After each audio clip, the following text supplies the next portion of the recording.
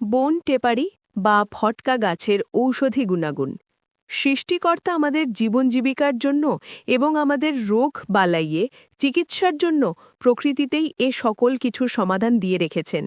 সৃষ্টিকর্তা প্রকৃতির যত গাছগাছালি রয়েছে প্রায় সব কয়টিতে মহৌষধি গুণ রয়েছে। আদিম যুগে মানুষ তাদের চিকিৎসার কাজে এসব ভেষজ গুণ সম্পন্ন উদ্ভিদ ব্যবহার করত। এমনি একটা ভেষজ গুণ সম্পন্ন উদ্ভিদ হল বন টেপারি বা ফটকা গাছ। এ গাছ দেখতে কেমন, এর উপকারিতা কি, এই নিয়ে আজকে আলোচনা করব।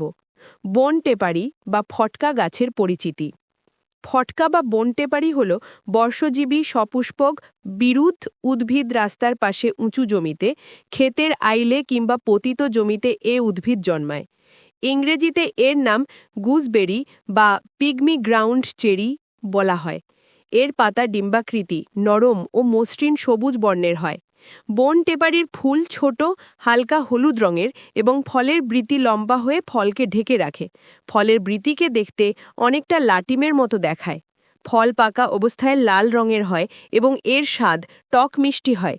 এর উচ্চতা 1 থেকে 1.5 ফুট পর্যন্ত হয় এবং এর বৈজ্ঞানিক নাম ফাইজালিস মিনিমা। বাংলাদেশ ও ভারত সহ বিশ্বের অনেক দেশে এই বন টেপারি বা ফটকা গাছ দেখা যায়। অনেক দেশে একে সালাদের সাথে খায়। ছোট শৈশবরা এই বৃতি দিয়ে ফটাস করে ফাটিয়ে খেলা করে। বন টেপারি গাছের ভেষজ গুণাগুণ। ফটকা গাছ যে শুধু আগাছা তা কিন্তু নয়, এর অনেক ভেষজ গুণ রয়েছে। এই ফলে পুষ্টিগুণও রয়েছে। এই ফলে ভিটামিন সি আছে। এই ফল মানবদেহের জন্য উপকারী। এর ফল, পাতা এবং মূল ভেষজ হিসাবে ব্যবহৃত হয়। এই গাছকে শুধু আগাছা ভেবে ভুল করবেন না। বন টেপারি গাছ আমাদের শরীরের বলবর্ধক হিসাবে কাজ করে। মূত্রনালীর সংক্রমণ এড়াতে এর পাতার রস ও ফল নিয়মিত খেলে উপকার পাওয়া যায়। এই ফল আমাদের শরীরের রোগ প্রতিরোধ ক্ষমতা বাড়িয়ে দেয় এবং নিয়মিত সেবনের ফলে চোখের দৃষ্টিশক্তি বৃদ্ধি করে। ফটকা গাছের পাতার রস ও মূলের রস হাঁপানি ও শ্বাসকষ্টের জন্য অনেক ভালো কাজ করে। মুখের ঘা বা শরীরের চামড়ার ঘায়ের জন্য ফটকা ফলের ভিতরের অংশ অনেক ভালো কাজ করে।